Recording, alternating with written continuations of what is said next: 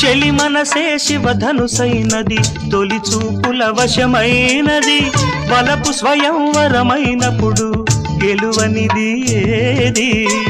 ఒక బాణము ఒక భార్యన్నది శ్రీరాముని చిరయసమైనది శ్రీవారు వరమిస్తే సిరులన్నీ నావి తొలి చుక్కవు నీవే చుక్కానివి నీవే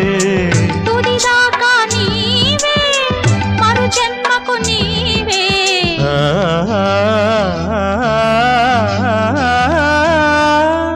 జానకి కలగనలేదు రాముని సతి కాగలనని ఏనాడు